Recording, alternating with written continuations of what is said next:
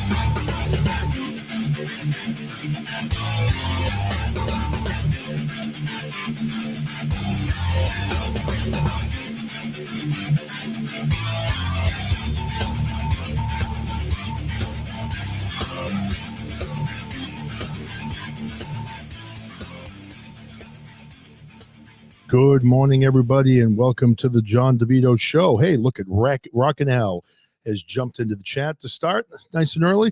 So, hey, welcome. It is Thursday in snowy and cold Boston. And I'm not going to lie, I'm jealous. You know, my wife took a trip with my two oldest children to Florida. So she is in Orlando right now, went to SeaWorld yesterday, and is going to be at Discovery Park today and the Magic Kingdom tomorrow. And yes, we are one of those amusement park families. We enjoy going to Disney. We enjoy Universal. We enjoy SeaWorld. And even up here in the cold Northeast in the summer, we are a Six Flags family. So we enjoy going to the amusement parks. But for me at this time of year, it's more about the warmth.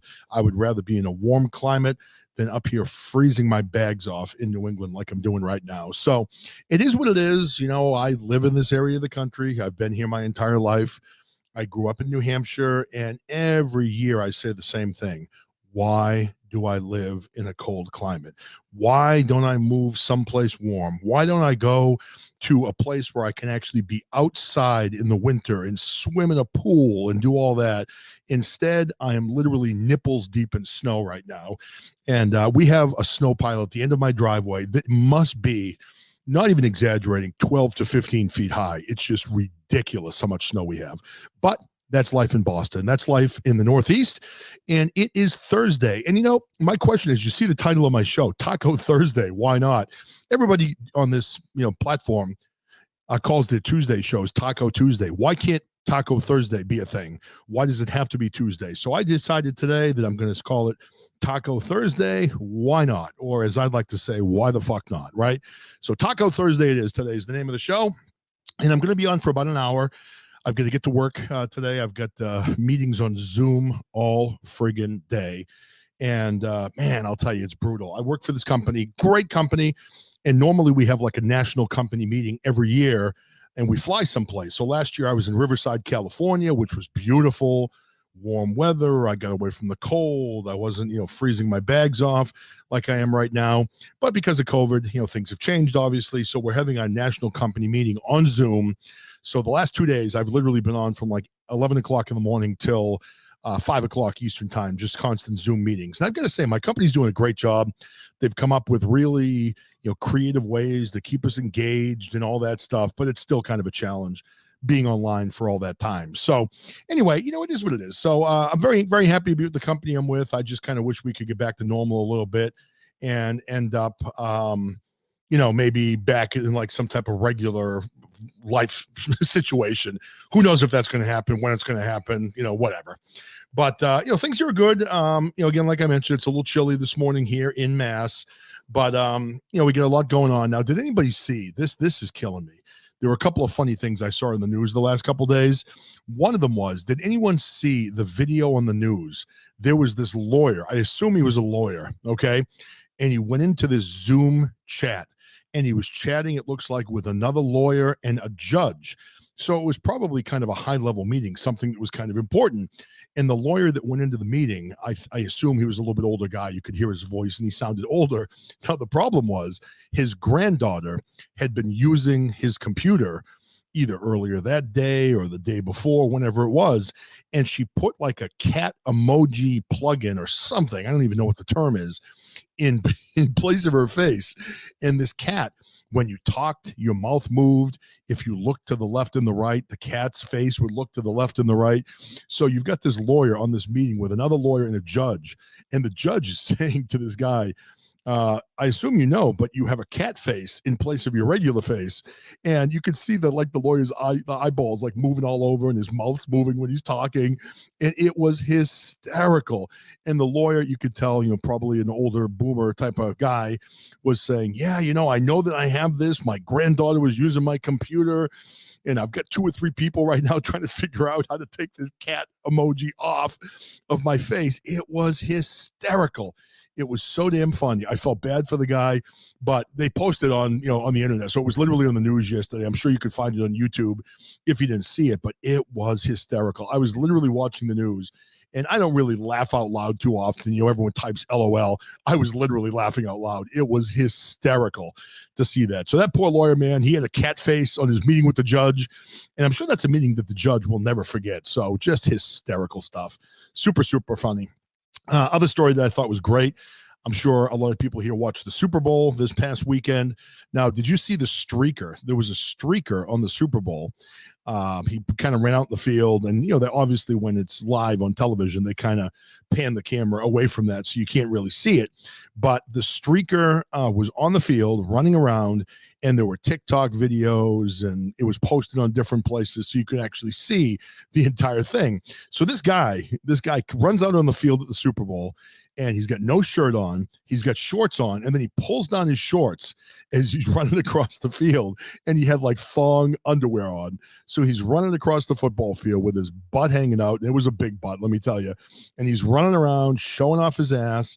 And finally, he avoided a couple of the security guards. He was juking to the left and the right. And then finally, one security guard came out of nowhere and almost just blindsided him, but he dove for the end zone. So come to find out that this guy who ran onto the field, okay, he was out there, streaking, whatever you want to call it, on the field. He got arrested. He spent the night in jail. However, this genius, and I say genius and I mean it, there was a bet on the Super Bowl that you could make on whether or not there would be a streaker on the field. This guy made a bet of $50,000, 50,000 American dollars on yes, there would be a streaker. And then he went out and he streaked on the field.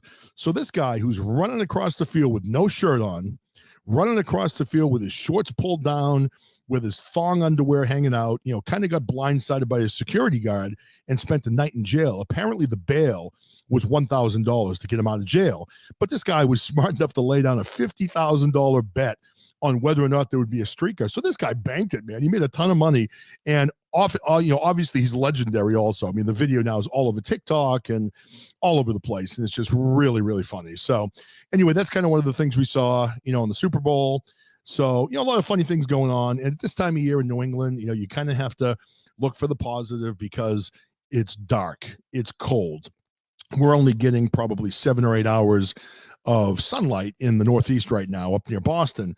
So it's dark, it's cold, and you have to try to find reasons not to have that cabin fever effect that so many of us have at this time of year in the Northeast. So we're looking for reasons to laugh. We're looking for reasons to cheer ourselves up in this cold climate. So, hey, now this weekend, Sunday, big day, we got Valentine's Day. So how many people out there are into Valentine's Day? Do you like it? Is it a big thing for you and your spouse or you and your significant other? For my wife and I, it's never been traditionally that big of a thing. And it's kind of funny because our first date was on Valentine's Day, like 20 something years ago. So we actually had our first date on Valentine's Day. That's when, we had our first date. We had a good time, obviously, because we've now been married forever. But for whatever reason, during the course of our relationship, Valentine's Day has not been a big thing. And I think sometimes it's because we feel like it's a big commercial holiday where these companies are out to make a buck and they're looking just to make money and that type of thing. So who knows? That could be what it is. But, I don't know. I see that a lot of couples make really a big deal about Valentine's Day. And I'm not saying that's a bad thing. I think it's kind of a nice thing. But, I mean, do you feel the pressure when it's Valentine's Day to spend a lot of money on your significant other? Like there are all these commercials, you're supposed to buy diamonds, you're supposed to buy jewelry, maybe earrings. I mean, there are companies out there that tell you maybe you should buy your significant other a car, put a big bow on it just like at Christmas time. And man, the shit gets expensive. So for me, I don't know. I prefer, for something like Valentine's Day, I prefer small, maybe random acts of kindness to the person you're with. I prefer something like, just doing something kind for somebody, doing something nice for somebody, as opposed to, going into debt to buy some expensive gift. Now, this year, I did buy, I think, very cool gifts. Now, I've got 4 kids. I've got a wife. And I think this is going to be a great present when they get them. Now, they don't know what I bought yet, but everyone saw the Bernie Sanders mittens. There were memes all over the internet, all over Facebook, all over TikTok, all over everywhere of Bernie Sanders sitting at Joe Biden's inauguration wearing those fancy Vermont mittens that he had on. Well, there's now a company in Vermont. You can Google it and just say Bernie Sanders mittens Vermont, and the company pops up. You can order these exact mittens that Bernie Sanders had. A company stepped in and helped manufacture those for the woman that created them. And they're $24 a piece. So they're kind of expensive. But the good side about that is if you buy them, all the money goes directly to Meals on Wheels in Vermont. So you're benefiting people that, maybe can't afford food or maybe can't get out of the house, the elderly. So people deliver meals to them, to their houses. So all the money goes to charity, which I think is kind of a good thing. So anyway, my family is going to be surprised for Valentine's Day.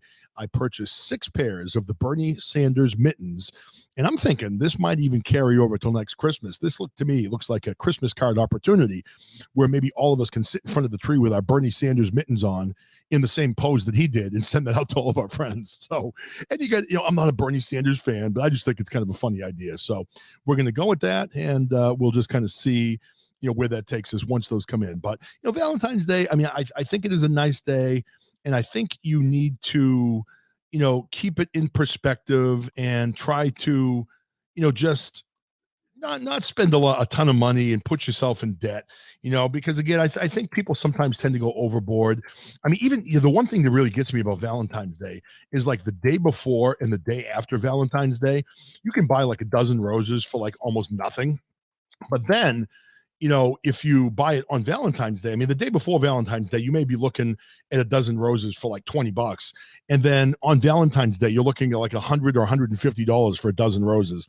So I absolutely refuse to buy roses or flowers on Valentine's Day or anything like that. Now, for me, one of the things I prefer is, small, nice things that people do for each other. Like, as I said earlier in the show, my wife went to Florida with my 2 oldest children. I have 4. I'm home with the other 2 because they're in school and I have work, so we couldn't get away.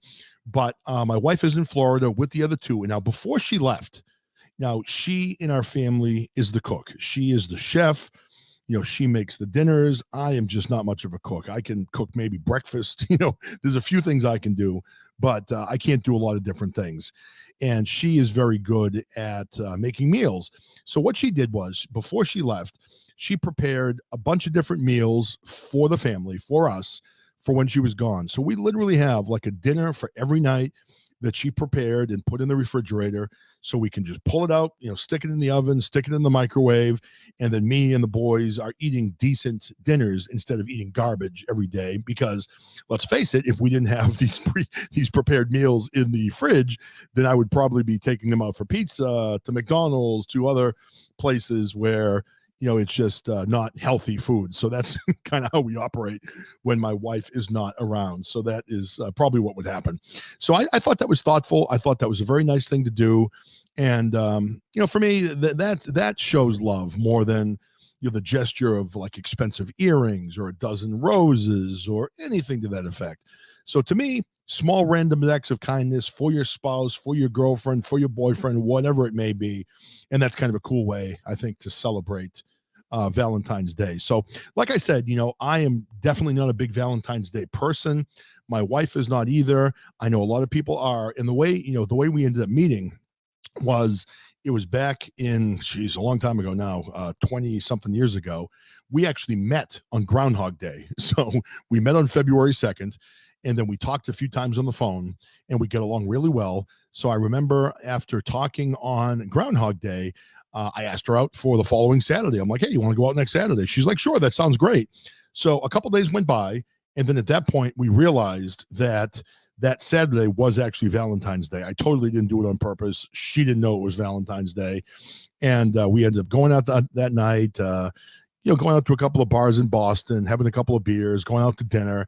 And we had a really good time. We had fun. I mean, none of us are really big drinkers, neither one of us. But, we really had fun on that Valentine's Day. And obviously, it kind of set the stage for, a relationship now that's lasted 23 years. We've got 4 children. So that was good. The Valentine's Day should, I guess, mean more to us than it does, but it really doesn't. I mean, we kind of look at it as just being the anniversary of our first date, which is kind of nice. Hey, Eric, welcome to the show, man.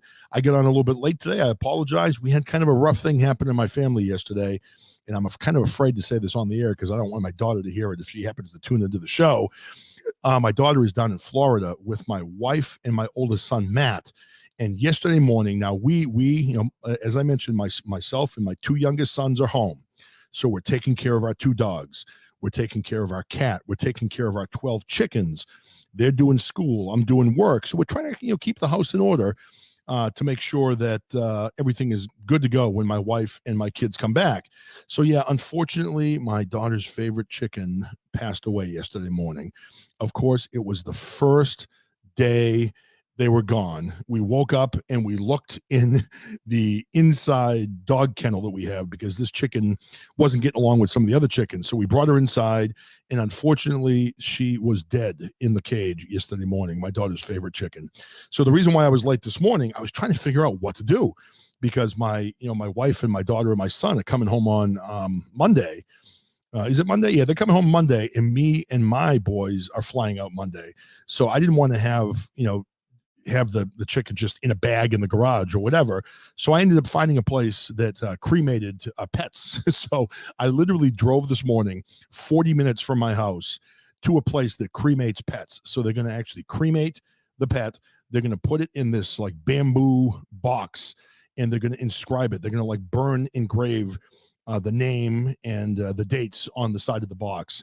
So we haven't told my wife, my daughter, and my other son yet that this happened because we don't want to ruin their vacation. So last night, my wife called home and she was asking me, how are things at home? How's everything going?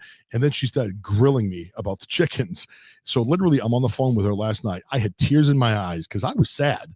Not so much about the chicken itself, but just the fact that, it had passed and I didn't want to tell them. So my 2 youngest boys who are 14 and almost 12 are literally both in tears in the background. And my wife was asking me questions about whether we were feeding her the right food. And I'm like, oh yeah. We're taking care of everything. And she's like, you're lying. You didn't feed her the right food, did you? I'm like, no, we did. It's just because I didn't want to, I was lying, but not about the food. It's about the state of the chicken. So anyway, that's kind of where we're at. So I found a place to cremate it this morning. I dropped it off at 8:00 in the morning, and by the time I got home, it was almost 9. So I didn't make it in time to start my show at 8:30 like I had planned. But I have to go pick it up tomorrow afternoon, and that's the only thing I could think of doing to kind of ease the pain a little bit for my daughter because she's going to be really upset. My wife is too, and probably my older son. I mean, my 2 youngest sons were literally crying. I mean, you wouldn't think that you'd get that. Attached to chickens and things like that, but you really do. They have personalities, and I don't know, just kind of a weird thing. Hey, Crazy Kane, man, welcome to the show. And listen, I'm going to only be on until Old Man goes on today, so I'm not going to be staying on the air after the Old Man show. I believe he starts at 10:00 Eastern time. So I've been on for 20 minutes already, and I'm going to make this a relatively short show today. So I'll probably get off at 9:55 or something somewhere around there so people can get over and hear the old man show today. But was talking about Valentine's Day and was talking about a couple of funny stories for the new people coming in right now. I don't know if anybody saw, and this to me is just awesome, just brilliant. I was talking about the streaker at the Super Bowl. For those of you that saw the videos, they kind of blocked it out on TV, so you couldn't really see it. But if you look on TikTok, Twitter, wherever, you can see the streaker that is on the Super Bowl. And it was funny. He ran out on the field at the Super Bowl with no shirt on. He had shorts on. He pulled his shorts down and he exposed his thong underwear. Hey, what's up, Alpha Mike? So he exposed his thong underwear. He was running around on the field. Security guards were chasing him. He was juking them left and right. And then finally one security guard came out of nowhere and almost crushed him, but he was able to kind of dive down and avoid that big hit.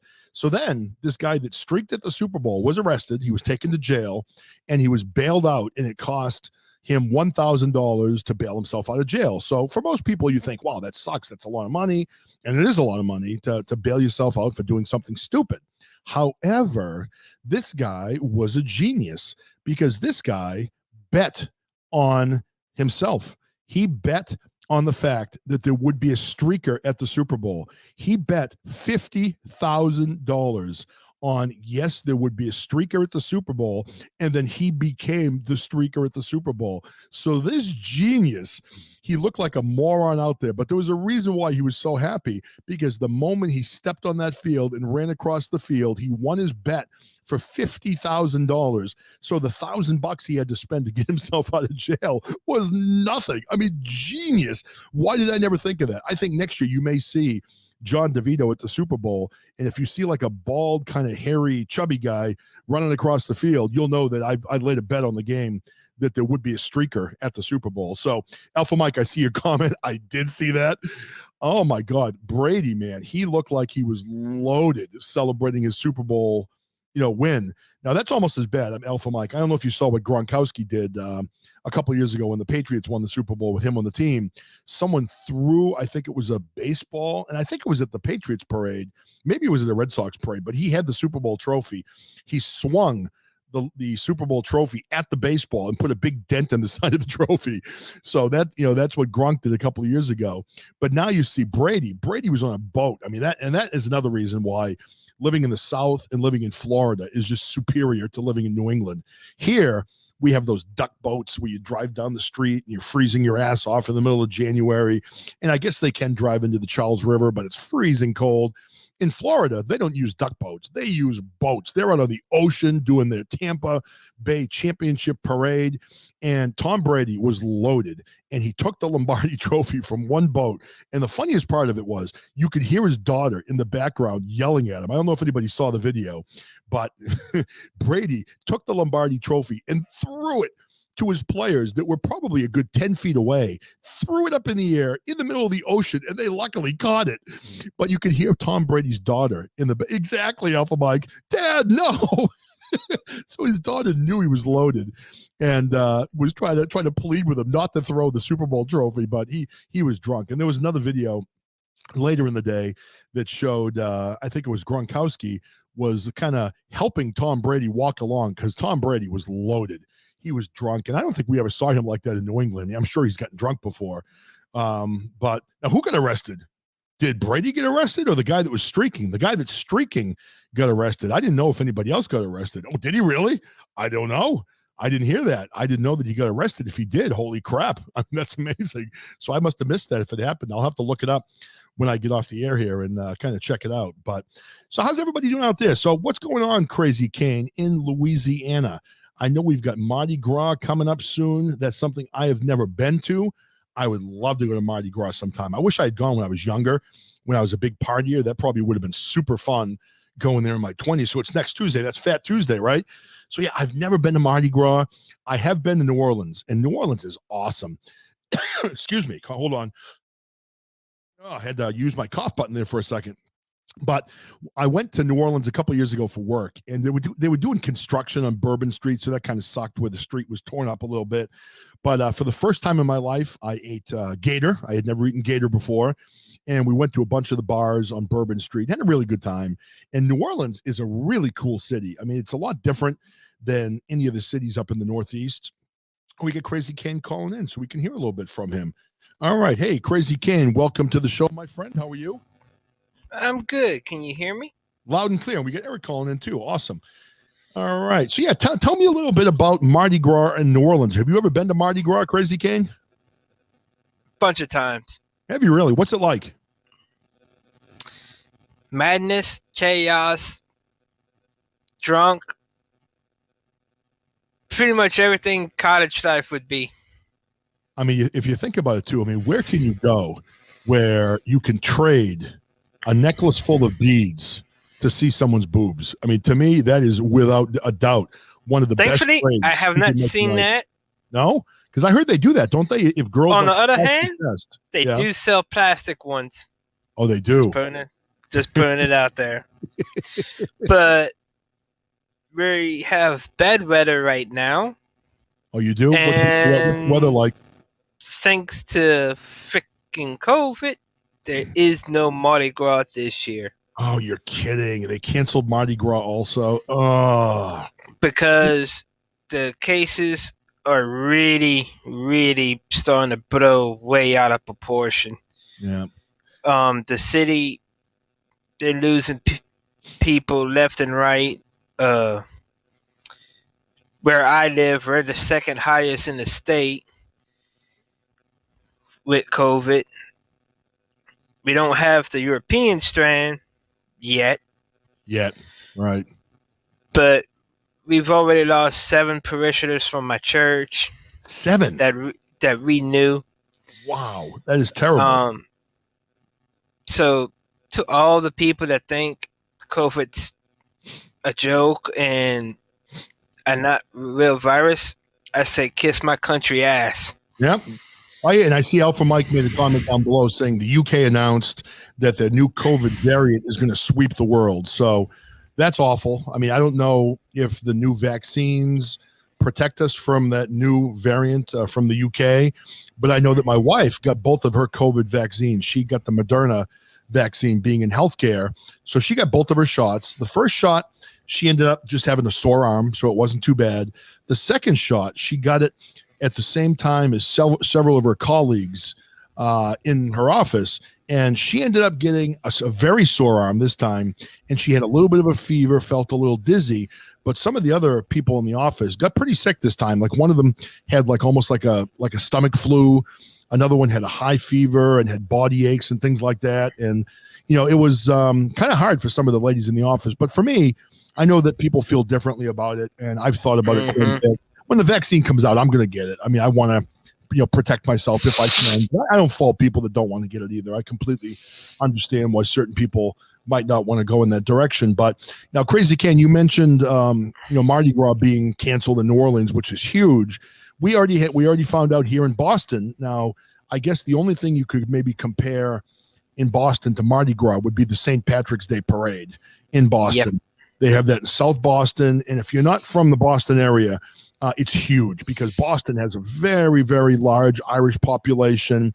The St. Patrick's Day parade is literally every bar in Boston, every Irish pub, and there's a lot of them. They're full with people first thing in the morning, all day long, and it's just a full day of partying.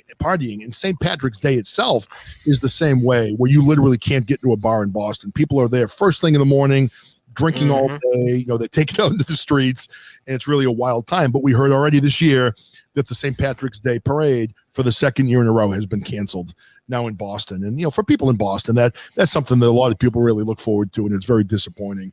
So I get it, man. But, COVID, it's still out there, and it's still affecting people. And I know everybody's tired of it. I certainly am. But I'm sorry to hear that you lost 7 people from your church. I mean, that is horrible. I mean, were they all older? Were they just a mix of different ages? It's been so long since I've been to church. Because of COVID, I can't say if they had previous health conditions, like myself. Right. I really don't know at this time. I just know we lost 7, and it was COVID related. Their family members were telling me and my mom that it was like all of a sudden it came upon them. They had a very high fever. Their body was aching, and it before they knew it, they were gone within 3 to 4 days. That's crazy. It happens that fast. You know, we were kind of fortunate in our family, I guess. We did lose one person. I know Eric remembers this. Nana Dolly on my wife's side passed away. It was her grandmother. She was 90 years old. I mean, she was an older woman. She'd been living in a nursing home, but you still don't like to lose a family member. But I mean, she wasn't healthy, and I guess in some way, maybe it was a blessing in disguise, but she's very well missed in the family. She was the matriarch of the family, and it was kind of hard to lose her. You know, in our direct family, we've been kind of fortunate where, you know, neither one of my father or my father-in-law haven't gotten it. The only person in my direct family, you know, we have 6 people in our house, was my son, Matt, tested positive for COVID, and he had no symptoms. So he was completely asymptomatic, but it just gets me. It's strange to me that he was in the house with us every day, in the car with us. You know, we're together quite a bit because of COVID, and none of the other people in our family, none of the other 5 people, including my wife who's in healthcare, the rest of the kids, none of us got COVID, even though my son Matt had it and was with us all the time. So to me, I don't know if that means if you're asymptomatic, you can't pass it on to anybody, but you would have thought that, you know, he would have passed it on to someone else in the family, but it just didn't happen. And, you know, he had no symptoms whatsoever. You know, if he hadn't been in that movie and he had to go for a COVID test, we wouldn't even have known he had it, you know, unless he had that test and we found out that he had it. So it was kind of a strange situation. So I don't know. But you did ask me about Mardi Gras. Yeah, I'd like to know more about Mardi Gras. And my experiences. The best way for me to explain it is, if you ever see a picture of my room or my hallway, I got certain Mardi Gras beads up that have, like, from certain parades that celebrate the year, those crews, like from way back when they started to now. I have all those beads up on my wall, and I collect the Mardi Gras doubloons. A lot of people may know of the parade Zulu. They throw coconuts. I have 4 Zulu coconuts. So they literally throw coconuts at who? Like, you throw them at people? I mean, that would hurt if you get hit with a coconut. They work on the coconuts, and they're kind of cloaked it in plastic. Like they hollow them out. They can't toss them like they used to. Sometimes you can ask people that are marching by the float, and they'll get you one, like when they come to a sudden stop, or they'll tell an officer to let someone come over that they're pointing at to get it. Or if you have a fishing net, which we do, we would catch them in a fishing net. That's interesting. So you now, I've heard, again, like I said earlier, I've heard about the beads. I know that sometimes that hurts more than anything. I bet it does, because we I've never been to Mardi Gras, but we did something. I remember a few years ago at Disney World, there was some Mardi Gras parade that we went to, and they were whipping the beads. And I remember at one point I got hit right in the face with a string of beads, and it kind of hurt. You know, I got hit pretty good by those. Now, Eric, I know you are in Georgia. And again, now when I think of states being near each other, I always think about New England, and our states are really small. I know the states in the South are a lot bigger, but have you ever been to Louisiana or New Orleans, Eric? Eric, you still there, bud? Sorry. Oh, I was muted. I have never traveled to Louisiana. I've never even traveled down to Mobile, Alabama, where Mardi Gras originally began here in the United States. Did it really? No, I didn't know that. So Mardi Gras originally began in Mobile, Alabama. Now, I hear that name, and I think of that as being the birthplace of Hank Aaron, great baseball player who recently just passed away. But I didn't realize Mardi Gras began in Mobile. So that's interesting. So it began there, Yeah. and then New Orleans picked it up, and it seems like now Yeah. New Orleans is more famous for Mardi Gras than Mobile is, right? Yeah. But if you go down to Rio de Janeiro in Brazil, they don't call it Mardi Gras there. They call it Carnival. And I Carnival. think So in France they call it Carnival as well. right. So they celebrate this all over the world. I guess you explain it to me, a northerner, that I know I know Mardi Gras is a big party or Carnival is a big party, but what does it represent? What does Mardi Gras or Carnival represent? Why do people celebrate it? Because I can say honestly, I really don't know why. Well, we know it occurs the day before Ash Wednesday, and Ash Wednesday starts like that 40-day long like season of Lent and the fasting. So is there a religious significance to Mardi Gras or Carnival? I've not done too much research into it, but it runs until midnight local time. I got to look it up. I'm going to read about that more today and have a better understanding. In Louisiana, Mardi Gras ends when Comus, the king of Comus, meets the king of Rex. Okay. At their Mardi Gras ball. Comus doesn't run anymore. That's one huge parade that does not run anymore. For reasons too crazy to explain. Okay. I know that's weird coming from the crazy guy, but too crazy to explain. Right. But when they meet at midnight at the Mardi Gras ball, that's the end of Mardi Gras. Okay. Now, some of us in the Bayou say that Mardi Gras is like the big party before we have to fast and that's what get I was ourselves right and reflect on the kind of people we are.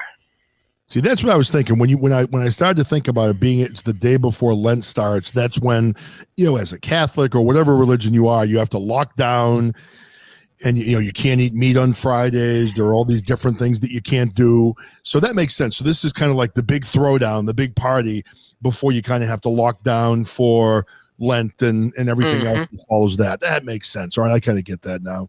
I got to look that up and study more about it. I've never really read much about Mardi Gras. I just know that I've always wanted to go because it looks like fun. It's a hell of a big party. Oh, it is. We used to camp out in the nice cold weather on the parade site. We've done it 3 or 4 times. Nice. That sounds like fun. So, I mean, that's something at some point in my life I got to do because I hate having things on my bucket list that I haven't done. And that's one of those things that I still haven't done it. I've done a lot of fun things. I've traveled all over and I've just haven't gotten the opportunity. And it was strange for me, with my job. Normally I travel quite a bit, but over the last, year, I haven't been traveling at all due to COVID, but I had been on a travel list with a few different companies, probably 4 or 5 different times to go to New Orleans. And I kept getting bumped from the travel list. And then finally, the last company I was with, they finally sent me to New Orleans and I had a blast. I mean, it's a cool city. And what I thought was really cool about New Orleans, I mean, you really don't have this in Boston or up where I live, but you have literally like fortune tellers sitting out on the streets with their table, with like their crystal ball and candles and things like that at night. And you can literally just walk up to someone and get like a reading in the middle of the street. And there's so much history. I wish I could remember the name of the restaurant we went to, but we went to this really nice restaurant. Our company took us there and it had a lot of history and it was supposedly like a haunted restaurant in New Orleans. And I guess there are a lot of reported hauntings across New Orleans in that area, but it was just a super cool restaurant. It was, I mean, we didn't see anything or hear anything, but it was just really the voodoo neat. state. Right. It was so cool. I brought home, what did I bring home for my kids? I brought them home something. I think I brought them home voodoo dolls from New Orleans. I brought them home on that trip. Is that what I bought you guys? I get your voodoo dolls, right? That's right. You could poke them. Yeah, whatever. So have you used them on anybody? No, that figures. I got to get one for myself and stop poking it for my enemies and all that type of stuff. But hey, Eric, I wanted to ask you, whatever happened with your car accident? When you were on the phone with me the other day on my show, someone hit you. Did anything happen with that? I haven't gotten around to seeing whether I can, can get that bumper cover repaired or replaced. But I think it was just like a minor accident. It was it just got dented in a little bit, but I don't think it created any hidden damage. That's good. So but, the person hit you though, right? They backed into you or hit you. Well, the trailer hitch of their pickup truck, bumped into my bumper cover.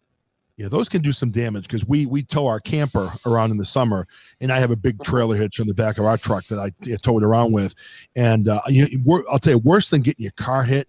Have you ever walked into a trailer hitch with your leg? I mean, that was a long time ago that's happened, but that was at night. But yeah, that is so painful. Yeah, because they're generally at the right height where you hit it right in your shin.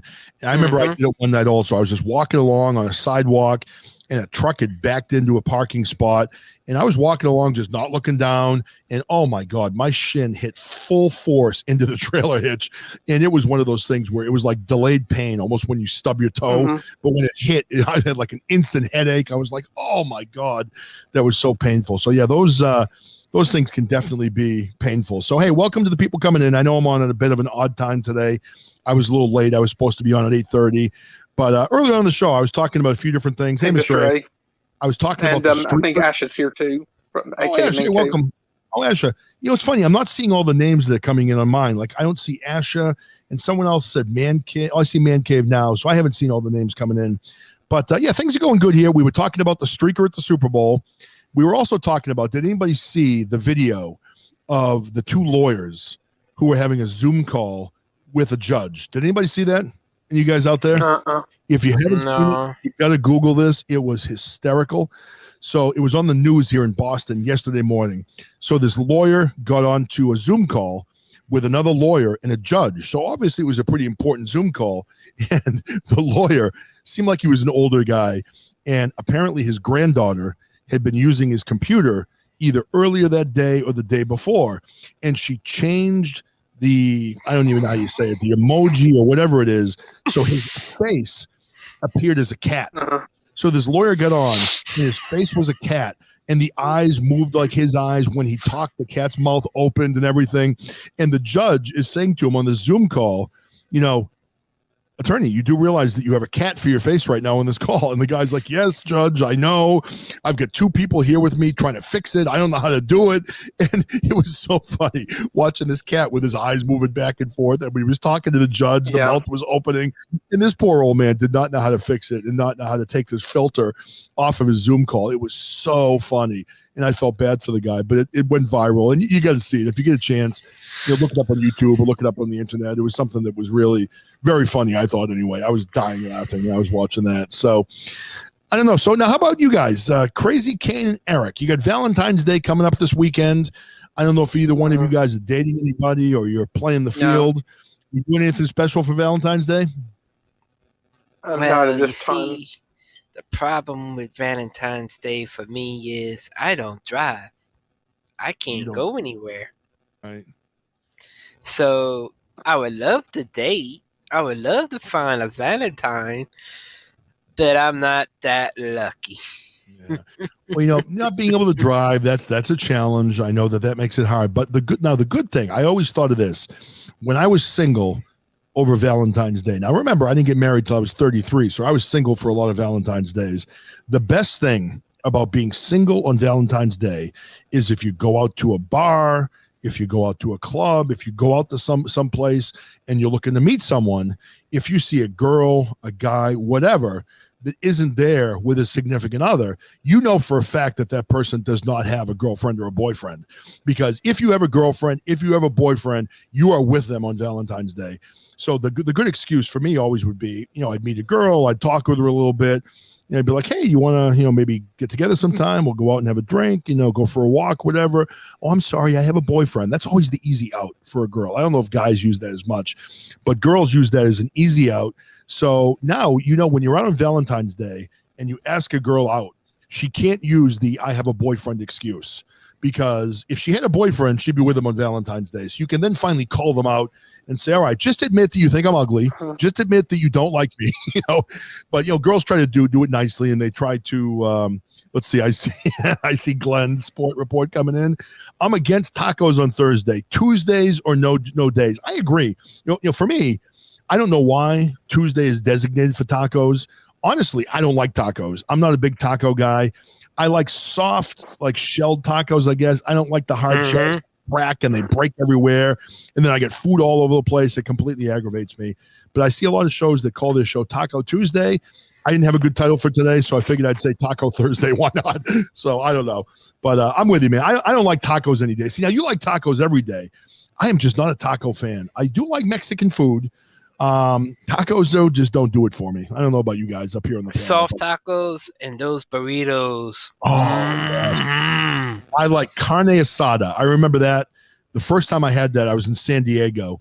And, oh, my God, they had the best carne asada in San Diego. And I think, unfortunately, though, that first night I had it, I had drank a lot. I was in my 20s. And the carne asada tasted really good on the way down. But on the way back up, it wasn't nearly as good. So I remember that being a problem where it was pretty nasty on the way out, unfortunately. But, yeah, I don't know. We don't really have great Mexican food in New England. We have good Italian food. We have, we actually have some Irish pubs that serve some pretty good food around here. We have a lot of different types of foods, a lot of good Chinese restaurants. We do have one Mexican restaurant that's like probably, 10 or 15 minutes away from my house. But honestly, I think we go in there more for the drinks than we do the food. And it's a pretty good place, actually. It's not bad. But I don't know. I've never been a huge Mexican fan. And I'm still waiting, man. Mr. A, I mean, he's telling me tamales. I want some of those tamales sent to Boston. Oh, yeah, hot tamales. Those are good, right? Absolutely. Yes. I agree. So what time with fried ice cream. Yeah, we get all right. We get 9:40. I know old man's going to be on at 10, so I'll probably go for like another 5 minutes, and I'm going to wrap this up because I got a lot of work to do today. But we're here. Let's see. I see Glenn saying I haven't found an alcohol after it comes back up. I thought it was just as tasty as the way down. Yes, that's true. That is true. I think though the worst vomiting from drinking has to be from tequila. I used to be a pretty big tequila drinker, and I still like tequila. I like margaritas, and I remember one time I went to Tijuana, Mexico, and this was a trip to remember. Oh, boy, I don't know if I should tell all the stories that are resulted in Tijuana. If so, I may get in trouble. But we went down there, and I remember we walked into like the first couple of bars we went to in Tijuana, Mexico. We're a bunch of young 20-something-year-old guys, and we're in there. I don't even know what the hell was going on, but we're sitting down. And next thing I know, they start blowing whistles, like, football whistles that you hear at a football game. They're blowing the whistles. And the next thing I know, this waitress grabs my head, tilts it back, and they start just pouring tequila into my mouth from the bottle. And they did it to all my friends at the table. And I'll tell you, man, inside of like an hour in that bar in Tijuana, we were loaded. And then, we made a decision being in our 20s to go into another bar. And I do remember that there were some very attractive young ladies in this bar. Now, I can't get specific about this story because I just can't. But I remember going into this one bar, and there were some very attractive ladies. And unfortunately, someone that I know fairly well realized that fairly early into their interaction with these ladies that maybe some of these ladies were not ladies. And I still remember we had to kind of have a little talk with our friend and let him know that the young lady that he met and was spending some time with was not actually a lady. It was a man.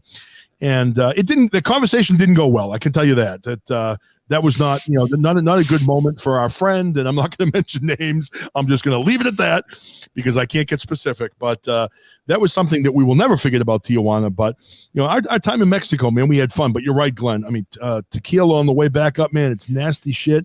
And who are we kidding? It's nasty shit on the way down, too. But I don't know what y'all talking about. You like tequila? I tried it for my 30th birthday this past year. Okay. And let me tell you, 15 shots of that. Attaboy. With orange juice. Oh, with orange juice. Oh, really? Talk about. I love tequila. And then moonshine to chase it down. Oh. You're a badass, man. No, I remember when I was probably 22, 23 years old. I was living in New York City or near New York City, and I had a friend that lived in the city. So New York City is just, if you've never been, it's just huge and just amazing. You could do anything in New York City. It's all there. It's just an amazing place. I could never live there, but permanently, but it's a cool place to check out if you've never been. It's just so big, and it's just everything you can do. You can find anything in the world is in New York City. So my buddy and I would go out, and we weren't making a lot of money at the time, so we couldn't afford to go out and buy like $15 drinks at bars. So we would get a bottle of tequila before we went out, and we would literally kill like 3/4 of a bottle of tequila between the two of us. And I will say that thinking back on that now, a lot of bad decisions happened once we got to the city because we drank 3/4 of a bottle of tequila before we went out in the city. And but we had some fun, man. But we used to do shot after shot after shot. And by the time we were at the bar, by the time we got there, we didn't need to drink anymore because we were loaded. We could barely even like stumble into the front, into the bar once we got there. But New York City's cool, man. I actually went to one time. I'm sure you guys have seen the movie. I went to the Coyote Ugly bar in New York City. Oh my God, that place is awesome. The girls are just smoking hot. They dance on the bars just like they do in the movie. And they do the same thing too. They kind of like grab you and put your head back, and they just dump shots into your mouth for free and stuff like that while you're there. And that was a really I haven't been to that one, but I've been to a Coyote Ugly in Oklahoma. Oh, do they have one in Oklahoma too? That's kind of cool. Yes. Nice. So same type of thing, I imagine. I imagine now you get those country girls, those cowgirls, man, up there in the bar in Oklahoma. I'm sure that's probably something to enjoy. I got a couple of T-shirts. Nice. Because they sell T-shirts. Well, see, now, I'm a 53-year-old guy now. I've got 4 kids. And when I go to places now, like Coyote Ugly or Hooters or any of those places, I can't go there for the visuals anymore. I'm just going for like the chicken wings or the drinks, right? I don't look at anything else. Like when I go to Hooters, if our waitress happens to be a very attractive young woman, I don't look. I just kind of keep my eyes closed and eat my chicken wings and just ignore all the sights. Now, do you believe that, Crazy Kane, or do you think maybe I'm pulling your leg?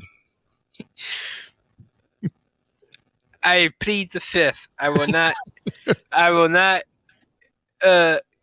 damage credibility to anybody on their show. Exactly.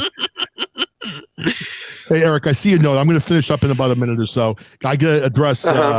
I'm absolutely full of shit, Mr. A. No doubt about it. No doubt about it, my brother. I may be older, but I have eyes, man, and you can't avoid beautiful young ladies when they're available and they're half naked. So it's, it is what it is. But Glenn Sports Report, I need an update on your social media platforms that have told John he is no longer welcome. All right, let me give you that update, and then we're going to go to Eric so he can run down the shows, and then you guys, whoever's in here, can go over and hit the old man show up at 10 o'clock. So I am back on Twitter. My suspension is apparently over, and I thought about what's the guy's name that owns Twitter? I can't think of his name. Jack Dorsey. Thank you, Jack Dorsey. I was actually going to come back on and have my first tweet go, "Hey, I'm back from my suspension. Fuck you, Jack Dorsey." But I decided not to do it, so I didn't put that out there. Well, other people have done way worse. I'm sure, but what I did was stupid. Before I got suspended, there was this guy. I was like kind of tweeting back and forth with this guy. He was kind of being a douche, and I can be a douche on Twitter also. I do it on purpose just to be a pain in the ass. But the guy said something about, I can't remember what it was, and I wrote back about. I mentioned something about his mother. He wrote back and said something back about his mother. And I said, don't worry. I just got off your mother. And that's all I said. I got suspended for that. It was stupid. We were going back and forth, and he didn't get suspended. But then I also got suspended on TikTok also. And TikTok, it was so stupid. I had posted a video, and it was kind of a video. I had a picture that had music playing behind it. It was a sweater with like AOC, Pelosi and whoever on it, just saying this was the winner of the ugly sweater contest. And that got me friggin' suspended on TikTok for bullying. I mean, I thought that was such bullshit. So that down. Yeah. Well, how it is in this country now. You can have free speech if you're on the left, but if you're on the right, you can't say anything or you get banned. So that's kind of. No, you can't have free speech either way. No, it's gone. You're right. Well, it's gone. Freedom of speech is gone. Hey, Glenn, you have room for me up in Canada? I think I'd like to move north, or at least Mexico, because at least Mexico's warm. I don't know if I can handle the cold in Canada. But listen, we're running out of time. I've got to let Eric do the rundown. Kane, thanks for calling. Anytime. Hopefully, I'll be seeing you over at Chit Chat with the Old Man soon, Kane. I'm going to stop in. Absolutely. You know it, Eric. Well, and then, of course, the show plugs, besides Chit Chat with the Old Man, other great shows to be on the lookout for today, should they go live, include Just Another Day in Paradise with Steve and Tanya. I mean, they are a great show, along with Cummings' Culture. What was that show we were both in last night? That was a good show I was in last night. Who was that woman? Her name is Di. I really enjoyed that show. I thought she was good. That was the first time I had been in there. I haven't studied much of her show, but she sounds like she's pretty awesome. Yeah, I was in there for about 20 minutes. I really enjoyed her show, so it's a pretty solid show. If you haven't checked out Di's show, check it out. It's pretty good. Go ahead. And then, of course, you've got Chuck and Billy's Not Your Cup of Tea. They should be going live sometime between 7 and 8 p.m. Eastern. And then hopefully the Slightly Serious Show will be back at his normal time of 9:30 p.m. Eastern time, followed by Trice Talk at 11 p.m. And then I think Ralph has been off for a couple of days, but hopefully he'll be back very soon in his normal time. Glenn's comment on there. I didn't realize he went live yesterday. Glenn's Sports Report went live yesterday. Yes. A lot of people. I didn't realize he was on, so we got to start promoting him a little bit. I mean, definitely look out for him. But if he was on more of like a schedule, I'd be able to promote him. And then you've also got Tall Tales of the Rabbit Hole over the weekend, and then the Old Man's Friday and Sunday music shows. And of course, Slightly Serious was on late last night for anybody who joined us live at 12:30 a.m. You would have heard that the Slightly Serious Show is no longer on the VOP USA Radio Network. And you know what? Hold on one sec. I got to make a comment about that. I'm not going to be specific, but there are a lot of things I heard about a lot of things that went on regarding that network. And all I'm going to say is I'm very, very disappointed by the lack of professionalism. That's all I'm going to say. And I'm not going to get especially by one producer in particular, but I'm not going to name him. I got to see some of the texts that were sent, and I will not mention the things that were said here, but honestly, they were disgusting. They were disgusting, degrading, and very, very disappointed to see some of the things that were said to some people on this platform that I care about. So very, very disappointed. I'm glad I didn't get involved with that whole train wreck. So anyway. Well, the thing is,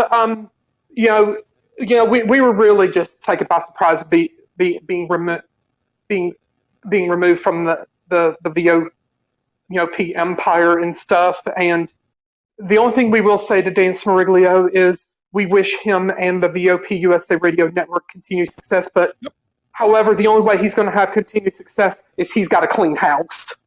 Yep, I mean it's true. If because the way one of his particular producers has conducted himself is very unprofessional and unethical, and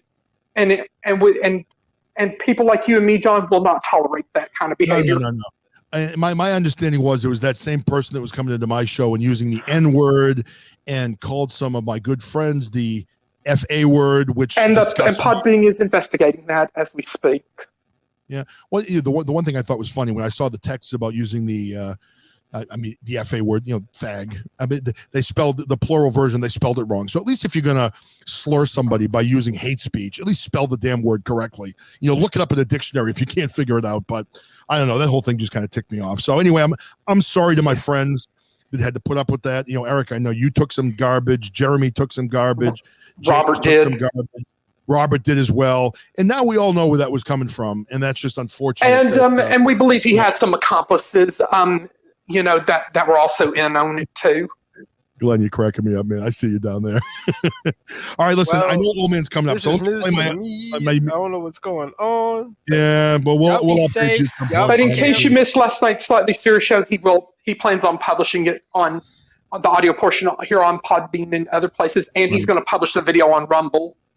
And I will be on tomorrow morning again, and I will be on over the weekend as well with probably a Saturday and Sunday show. So look for me in the mornings, both tomorrow and on Saturday and Sunday, and I shall be here doing my thing. And hopefully my man Glenn comes back to join us with everybody else that came in today. So I really appreciate it. Kane, hope to see you again. Eric, hope to see you again. I'm going to play my music so you guys can get over to the Old Man Show. All right? Love you all. Take care now. Bye-bye. Bye. You enjoy the rest of your day. Love you. God bless you, everybody.